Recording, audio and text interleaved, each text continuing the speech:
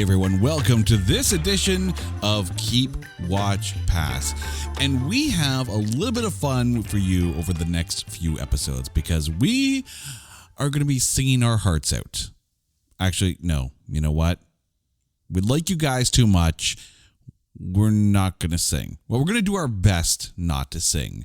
And that's for your benefit, really, and for ours, because I want to keep my ears. But here's what's going to happen for the next 3 episodes of Keep, Watch, Pass. They're all going to have a wee bit of a musical theme. And here to join me for 3 episodes of musical mayhem is my lovely wife, Carrie. Carrie, how are you doing today? I'm doing great. You know, I wanted to sing that though, right? I know you did. It's like, I'm doing great. I mean, we could sing this entire episode and see if we can turn it into a musical. No. We could try if we like, but it's not gonna happen today. Why is life not more like a musical? Right? Like, every day should have a soundtrack. It should. I mean, honestly, the world, I'm telling you right now, the world would be a much happier place if it was like that scene in the Marvels where everyone communicated through musical numbers. Oh my God. You're picturing that scene now and you're like, yes, yes, and yes. Also, if you haven't seen the Marvels, go see the Marvels. But let's get started with the first of 3 musical themed episodes because we're going to be taking a look at musical movies. All right. So again, we're going to do our best to not break out into song here, but there's no guarantees. There's no guarantees. And we are going to pick 3 musicals: a keep, a watch, and a pass. The keep, of course, is the one where we're probably are going to be singing along with it whenever we watch it because every song is a banger. The watch, you know what? We might tap our toes and whatnot, but it might not be our first choice. And then the pass. That's where we just want to just not. But we're going to start with our keep. And I think I know what your keep musical is going to be. Well, then I'm just going to ask you, what is my keep? I think your keep musical is Repo the Genetic Opera. No, it's not. I had written that down. Okay. More on my red rope? What was your red string theory? My red string theory. More on that later. But you know what? It was such a tough choice, but no. Okay. It was beat out. It was written and then it was scratched out and then it was placed elsewhere and then it was scratched out and it was beat out. By what? By Les Miserables. Okay. Okay. I mean, that is just iconic. You just can't, you can't beat it, really. I mean, Anne Hathaway did so well in that film. You know, Hugh Jackman did amazing. It's a wonderful cast. And, you know, I knew Hugh Jackman could sing. You know, because he's done a lot of musical theater. Anne Hathaway surprised the hell out of me. Really? I wasn't actually that surprised. No? I mean, a lot of actresses are also talented singers. Oh my gosh, I've gone completely blank, but... Anna Kendrick. Anna Kendrick, yes. And then I was thinking, who did Frozen? Kristen Bell. Picture her, yes, Kristen Bell. From The Good Place. The Good Place, Kristen Bell. The place of forking shirt balls. She is quite a singer. She's a phenomenal singer. Yeah. I mean, but yeah, no, I can see why Les Miserables is high on your list. I get that. And it's just so singable. Like you just hear the first bars and you're like, that's it, I'm hooked. I can see that. It's nowhere on my list. No. Okay. And I'll tell you right now, I did not put Repo the Genetic Opera on my list. Okay. Now, that's because we spent a good number of episodes leading up to episode 50, if it's not that bad, waxing philosophical about our love for Repo the Genetic Opera. So I didn't want to be Captain Obvious here. Right. And it's not that we don't want to talk about it, because really it is phenomenal. Right. But I'm going to pick a movie for my keep that does actually qualify for It's Not That Bad, but we have not done an episode on it yet. Cats. No. When you gonna bring the girl to see the cats? No. Just no. Just This is no. Definitely not my keep movie. Okay. But I have talked about this movie on the Defend It Yourself podcast, and that's the pirate movie. Yes. It is so camp. It is so, I'm not gonna say B-level camp, but it's so camp. And Christy McNichol is so much fun. So if you have not had the pleasure of watching the pirate movie, hey, shame on you. I made Carrie watch it one night because I'm like, no. I can't really explain this movie and do it justice. You just have to watch. And she was like, oh, okay. It's funny you mention the Pirates movie, and all I can think is Pink's rendition of We've Got Scurvy from SpongeBob. Scurvy. We got scurvy. By the way, you remember that promise we made about not singing? Yeah. It's out the window. That is gone. That promise is broken at this point. Right. But Christy McNichol is so much fun in this film. The Pirate King. I mean, the whole thing is based on the Pirates of Penzance, but it's an Australian production, and it doesn't necessarily stick directly to the Pirates. It's almost like a parody of the Pirates of Penzance. And I just remember this being on like First Choice Super Channel, like those pay movie channels back in the day, and watching it ad nauseum because it got played like a lot. And I guarantee you, I'm going to make a 2024 promise that at some point this year, we are going to do an episode on the pirate movie. It has to happen. It absolutely has to happen. Are you down with that, or are you calling no dibs? Sure. I'm surprised it hasn't happened yet. Okay. Because we watched it with intention to talk about it, didn't we? Yeah, and then we just never talked about it. It's all of a sudden become the new Mordecai. I'm going to have to... Oh, you went there. I did go there. I'm going to have to give it another rewatch, though, because I only remember parts of it. I will happily rewatch that at any given time whatsoever. Like Okay. it is camp supreme, and I freaking love it. I mean, it was all right. It wasn't that bad. It's not that bad. See what right? I did there? But the thing is, it's one of those things where I think I love it because it's camp. Because, Christy McNichol breaks the fourth wall in it quite a bit. Like, it's not a tradition. And it's funny, too, because around the same time, a proper Hollywood Pirates of Penzance movie was made with Kevin Kline and Angela Lansbury. And it was a true presentation of the Pirates of Penzance in film form. It felt like they just basically went to the opera and did the show there. I enjoyed the pirate movie better because it was just so goofy and fun. And that's okay. Honestly, if you just want a good unplug, put your brain on vacation, and laugh at the silly, the pirate movie is the way to go. But then we get to our watch films. And I'm going to go with a classic. I'm going to go with a classic, often found on like TBS, played a lot.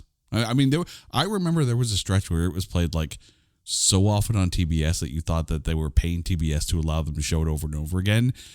And that's the first Grease film. Love the first Grease film. Like, how iconic. Tell me more. Tell me more. Like, does he have a car? Tell me more. Did you get very far? Yeah, Yep. that promise is so broken at this point. So broken. But really, how iconic is this soundtrack? Like, you ask anyone a song off the Grease soundtrack, and I guarantee you may not get the same song every time, but everyone knows at least one song off of this soundtrack. Oh, for sure. I mean, it's a staple, right? Of like high school musicals, right? And duets at karaoke bars. Yeah. Summer dreams ripped at the seams. Oh. I'm not going to do it. Do it. I'm not going to do it. Don't leave me hanging. I want to do it. Oh, I'm not doing it. You want to do it? Not doing it. No. Nope. Nope. Oh, well. No, I'm not. Okay. Oh my God. I give up. I am saving our listeners. I at this point, anyone who hasn't hit stop right now and run away and thrown their headphones into the garbage saying, no, bad, stop. What's wrong with you? Unfollow, unsubscribe. Unsubscribe. All right. What is your watch musical? Well, my watch musical is a musical that I indeed watched many, many times. In fact, studied because I was in this musical, a very, very, very off Broadway, like high school. So off Broadway was in Canada. Yeah. Wait, you were in High School Musical? No. No, it was a high school musical production of Annie. And yes, I was a Boylan sister. Yeah, yeah. Not going to do that again. But when I say Annie, I'm talking the OG, the original Miss Hannigan being, Carol Burnett, like so good. Who played Annie though? I honestly can't remember who played Annie, but I want to point out though that this is not casting aspersions against the remake of Annie, but this is like the classic 80s Annie, because I get, right, the connection to that musical. Oh yeah, no, I love both, and if it's on, I'm watching it and I'm singing along. But there's just something about seeing like Miss Hannigan, like that scene where they devise the plan to like get her back and get the money. Right. They don't even care about Annie. They just want the money. So they have the locket. Yeah. And yeah. Oh, if you don't know the story, my goodness. There was something about watch it. 80s productions around that era that so just good. they were just they were. There was something about the production value of those films, and absolutely love it. Now, your pass. Ooh. What's your pass? What am I passing on? Oh, yeah, the Cats. When are you going to go see the Cats? I think I've escaped watching this so far, so thankfully, yay. Right, so we continuously pass on because it's clearly a contender for it's not that bad. A little inside baseball. We were at one point planning on doing a grading on a curve episode on musicals, and this was definitely on the list of musicals that we were going to have to watch, and never got around to it. And so, thank God for that. Okay, diversion, smoke and mirrors. Right, it has saved me from the Cats. Now that being said, I mean, I wouldn't be opposed to revisiting that grading on a curve episode, but not today. Not today. Nah. At some point, someone's going to like email and go, I would really love to see you do an episode on Cats. Like, they said the magic words. Yes, your biggest nemesis.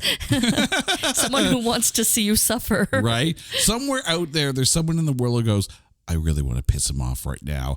I would love to see you do an episode of Cats. Yeah. Well, someone said we have to do an episode on Cats. We'll do an episode on Cats. We're not doing an episode on Cats. No. Not yet. Not yet. Unless you ask for it, please don't ask for it. Now everyone's going to write in. Pretty much, do right? Do Cats. When are you going to do Cats? This is basically like a challenge right now. Like, if you're listening to this and you message us and say, I want to hear you do an episode on Cats. A, thank you for listening. B, you. But you ask, we'll do it. We'll do it.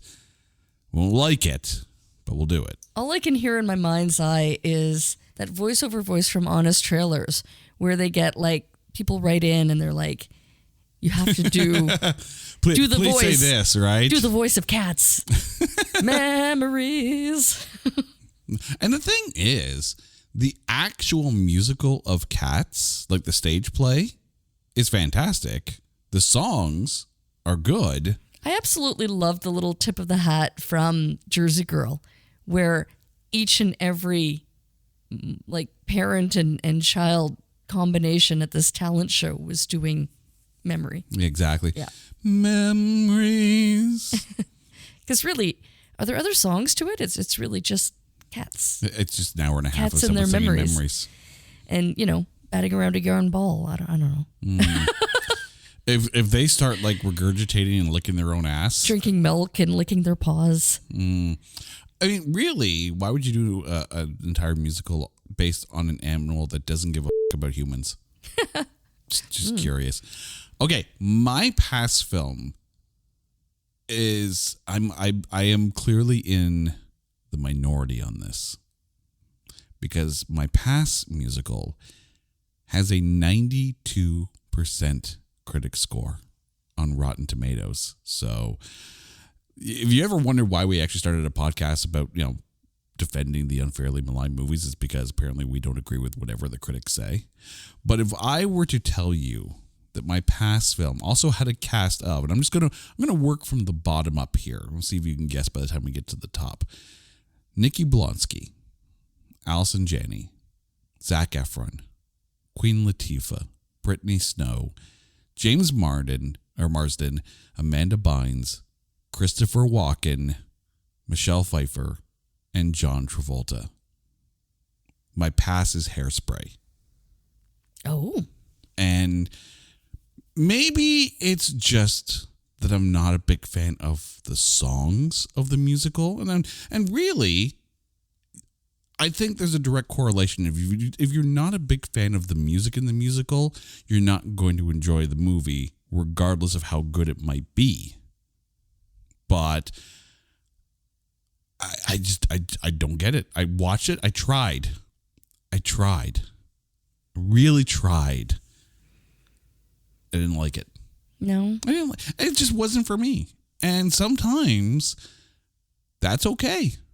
Sometimes a movie is just not for someone and it just doesn't connect. It doesn't click. And it doesn't say anything about the movie itself. It's just that it's not in my wheelhouse. Can I just put this out in the air tonight? I need to manifest this happening. Are you about to bust into Phil Collins? Yeah. No, actually, Alanis. I feel very strongly that Jagged Little Pill needs to be done as a movie rendition of the musical. I could get behind that. Because holy balls. Holy shirt balls. Holy forking shirt balls. Thanks, Kristen Bell. We were fortunate enough to have had the lovely opportunity to see this musical done. And every single one of the actors and actresses just absolutely rocked it. Except for one. But that's okay. That's okay. Maybe it was an off night. Maybe he was the understudy. He forgot the words. You never know. I don't know. He forgot the words. But that's okay. That's okay because you know what? It needs to be done as a movie. Needs to be done. Oh, I mean, the Toronto cast was absolutely wonderful. Like, absolutely phenomenal. And, we're not going to sit here and cast aspersions onto anyone, but it is if you have not had a chance to go and actually see this production of it, do it. Just do it. I mean, it's no longer doing its Toronto run. Is it traveling though? Is it? I'm sure it's out there somewhere being done. Oh, it must. Right, but it must be done. It's a fantastic cast. It was a fantastic production. So, to the entire cast of Jagged Little Pill in Toronto, bravo, well done. Yeah, I completely agree. Jagged Little Pill needs to be made into a film. I would love to see Alanis actually. But I'll ask you though, as the mom. That would be fascinating. But would you want to see it done as a musical, or just taking the stage play and turning it into a movie script and just having Alanis' songs as the entire soundtrack? I think exactly how it was as a musical, but made into a movie to basically. So you would want to archive it as a movie, much like they did with Hamilton.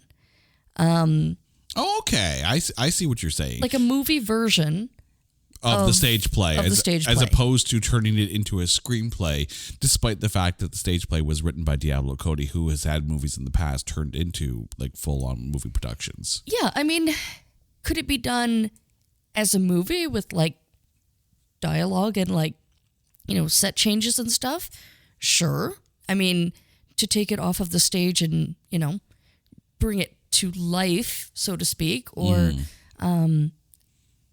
take it to a movie set, for sure. But absolutely, positively, it needs to happen. So I'm manifesting this. I'm with you. I think I would rather watch something like that as a filmed stage play as opposed to a musical movie. So yeah, let's do that. Mm-hmm. Just do that. Okay, before we go, please remind our viewers what your keep, watch, and pass films were. All right. Well, I am keeping Les Miserables. I'm always watching Annie. Always have, always will. And I'm passing on The Cats. All right. I will read my list and not sing my list because, listeners, you're welcome. My keep movie is The Pirate Movie. My watch film is Grease. And my pass is Hairspray. Listeners, thank you so much. Carrie, thank you. Now, before we go, please, if there is a topic that you want us to cover, hit us up on social media at NotThatBadcast or go to our website at notthatbadcast.com. And while you're there, make sure you check out all of our other shows, including our brand new Spin Shuffle Skip, which you can find over on the There Can Only Be One channel. Until next time, she's Carrie, I'm Jay. You guys are awesome. This is Keep, Watch, Pass on the It's Not That Bad podcast channel, a proud member of the Pantheon Podcast Network. Take care.